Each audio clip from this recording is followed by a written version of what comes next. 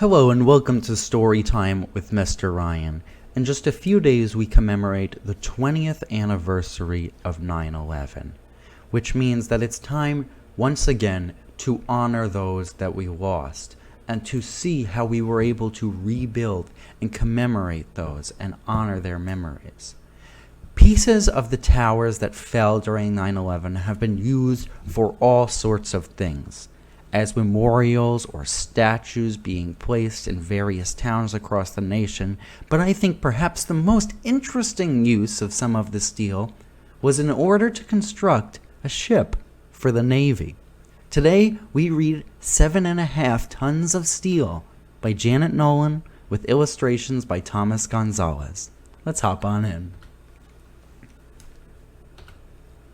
There is a ship, a Navy ship. It is called the USS New York. It is big like other Navy ships, and it sails like other Navy ships, but there is something different, something special about the USS New York. On September 11th, 2001, clouds of smoke billowed into the clear blue sky. The World Trade Center towers came down. Almost 3,000 people lost their lives.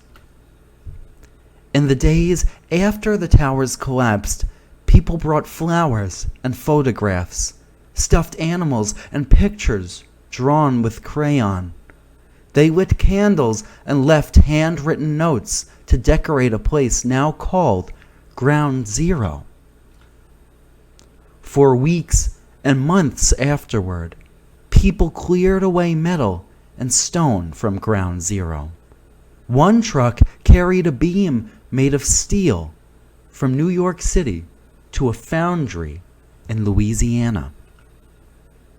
Workers heated the beam to a high temperature. Steel melted into liquid. Molten metal, bright orange and fiery red, was poured into a mold. It took 4 days to cool. 7.5 tons of steel, which had once been a beam in the World Trade Center, was now the bow of a Navy ship. Chippers and grinders, painters and polishers worked on it for months. Once a beam, but now a bow, it was taken to a shipyard in the city of New Orleans. Shipbuilders, engineers, electricians, mechanics, welders, carpenters, painters, and plumbers worked together to build the USS New York. And then it was time to install the bow. Shipbuilders stopped their work and came to watch. Draped in an American flag, 7.5 tons of steel were lifted by a crane and welded into place on the USS New York. Out in the ocean, a storm started to swirl. Wind twisted, water churned. Hurricane Katrina slammed into New Orleans. Levees broke. Homes flooded, and businesses were swept away. Many shipbuilders lost their homes. They could not work on the USS New York until Camp Katrina was built. Now the workers had a place to live. They could continue building the ship. Finally, the USS New York was finished, but the mighty ship still sat on dry land. Inch by inch, using skids, grease, and hydraulic lifts, the ship was put into the water. It was the biggest moving object on the earth that day. The ship sailed down the Mississippi into the Gulf of Mexico and out into the open waters of the Atlantic Ocean. The USS New York was going home. The USS New York sailed past the Statue of Liberty and came to a stop across from Ground Zero, the site where the World Trade Center towers once stood. There was silence on the water. there was silence on the land. The silence was broken by a 21-gun salute. When the ceremony ended, the warship set out to do its job at sea.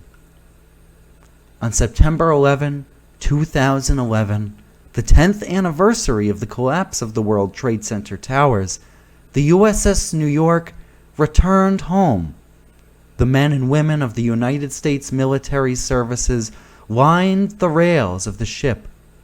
People came from all over the country and around the world to see the ship that bore the crest, "Never Forget." The USS New York is part of our American history. Wherever it sails the high seas, its bow cuts the water. 7.5 tons of steel lead the way. Well, thank you guys so much for joining me. There are so many incredible things we've been able to do with remnants from the Twin Towers. In many towns and local areas, there are pieces of steel that have been twisted or melted, and they are set up as landmarks. But we have done all of these amazing things in honoring those that we've lost. And I also encourage you to check out another book I read on this channel called the Tree of Hope, Branches of Hope, the 9/11 Survivor Tree, in which I talk about a tree that survived the attack and went on to inspire hope in those people at the very same place years later. So thank you guys so much for watching. I hope I've encouraged you to honor those that we lost on this important and historical day. And I encourage you to check out other videos on this channel as well. And if you're looking for fun activities you can do from home, go ahead and check out veronalibrary.org/children. Until next time, I'll be seeing you. Bye-bye.